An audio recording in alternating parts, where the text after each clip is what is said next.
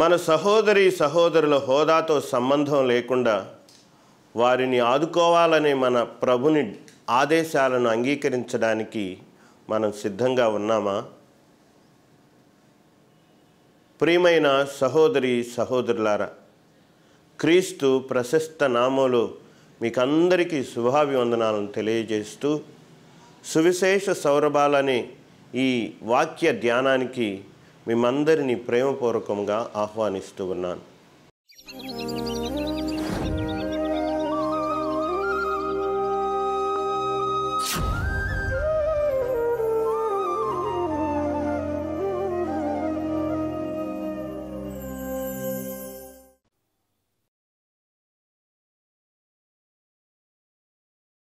ఈనాడు మనం ఆలకించినటువంటి సువార్త భాగం మత్తయి సువార్త 8వ అధ్యాయము 5-11 వచనాలలో శతాధిపతి సేవకుని స్వస్థతను మనం చూస్తున్నాం. విశ్వాసం యొక్క ప్రాముఖ్యత ఈనాటి సువార్త యొక్క ప్రత్యక్ష సందేశం. కానీ ఈ భాగంలో ప్రముఖంగా మరో 2 ఇతివృత్తాలు లేకపోతే అంశాలను కూడా మనం ఈ నేపథ్యంలో ఆలోచించాలి. మొదటిది, యూదులు అన్యులు అని పిలిచే యోదయేతర మూలానికి చెందిన ఒక వ్యక్తి చేసిన అభ్యర్థనకు యేసు ప్రభు స్పందిస్తున్నట్లు మనం ఈ సువార్తలో చూస్తున్నాం. ఒక విధంగా ఇది మన ప్రభువు బోధించిన తిరుసభ యొక్క అన్యుల వేద ప్రచారం యొక్క ముందస్తు రుచికి సూచనగా కనిపిస్తూ ఉంది. తిరుసభ క్రైస్తవులకు మాత్రమే కాదు, మొత్తం మానవ జాతికి కూడా అని ఇది ఒక స్పష్టమైన ఉదాహరణను అందిస్తూ ఉంది. మొత్తం సృష్టికి సువార్తను ప్రకటించాలనే మన ప్రభుని ఆజ్ఞను తిరుసభ పాటించినప్పుడు అది సార్వత్రిక రక్షణ సంస్కారంగా నిలుస్తూ ఉంది. నువ్వు మరియు నేను తిరుసభకు చెందిన వాళ్ళం. నువ్వు నేను తిరుసభ సభ్యులం కూడా. మనమే ఆ తిరుసభ. కథోలిక్ అనే పదం సార్వత్రికతను సూచిస్తూ ఉంది. ప్రేమ, సేవ ద్వారా, మాటలు, క్రియల ద్వారా, దురదృష్టవంతులతో మన సంఘీభావం ద్వారా మరియు న్యాయం కోసం వారి తరపున నిలబడటం ద్వారా విశ్వానికి శుభవార్త ప్రకటించడానికి మనం పిలువబడ్డాం. మన తోటి క్రైస్తవులను మాత్రమే ప్రేమించడం ఎప్పుడూ సరిపోదు. కానీ మనం మన తోడి మానవులను కూడా కులం, మతం అనేటువంటి పక్షపాతం లేకుండా ప్రేమించాలి. రెండవది, శతాధిపతి చెప్పిన మాటలను కూడా గుర్తు చేసుకొనాలి, ఆలోచన చెయ్యాలి. అతను యేసుప్రభుని ఉద్దేశించి, ప్రభువా, నీవు నా ఇంటికి రావడానికి నేను ఎంతమాత్రం అర్హుడను కాదు.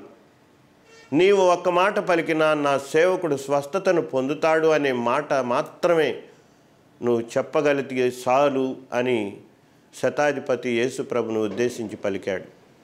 ఈ మాటలు శతాధిపతి హృదయంలో ఉన్న సంస్కారానికి, మర్యాదకు, సున్నితత్వానికి నిదర్శనంగా కనిపిస్తూ ఉన్నాయి.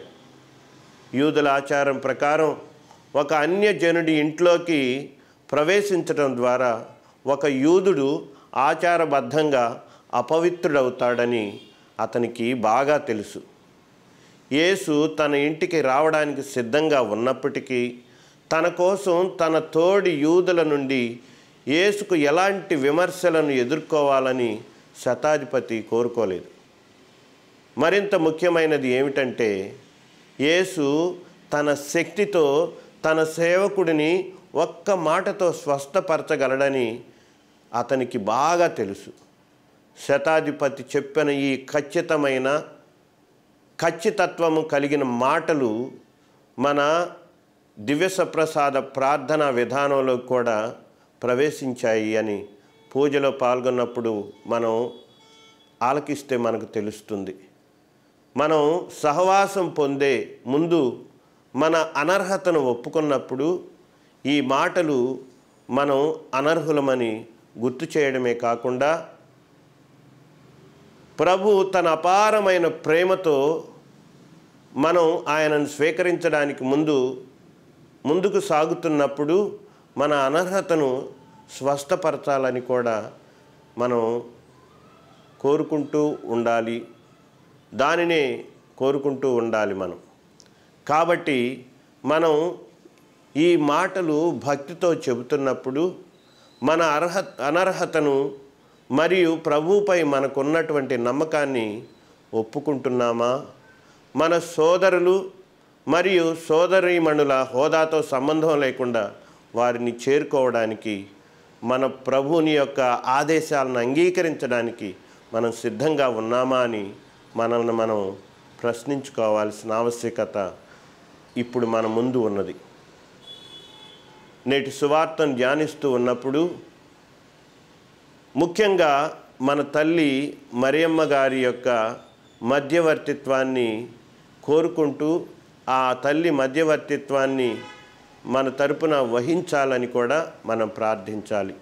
కనుక ప్రియమైన సహోదరి సహోదరులారా, ఈరోజు ఈ శతాధిపతి సేవకుని స్వస్థతను గురించి ఆలకించినటువంటి సువిశేషంలో ఏ విధంగా శతాధిపతి ప్రభుని ఎడల విశ్వాసాన్ని ప్రకటించి, తగ్గింపు జీవితాన్ని ప్రకటించి ప్రభుని యొక్క సహాయాన్ని పొందాడో, తన సేవకుని బ్రతికించుకున్నాడో, స్వస్థపరిచేలాగా చేసుకున్నాడో, ఆ విధంగా మనం కూడా ప్రభుని ఎడల అసంచలమైనటువంటి విశ్వాసాన్ని పెంపొందించుకొని అంతకు మించినటువంటి వినయాన్ని కలిగి ఉండి ఆ ప్రభుని మనందరం కూడా మన యొక్క రక్షకుడిగా, మన యొక్క సహకారిగా, మనలను దీవించడానికి ఎల్లప్పుడూ సిద్ధంగా ఉండే మన ప్రభు అని మనందరం బాహాటంగా ప్రకటిస్తూ వెంబడిస్తూ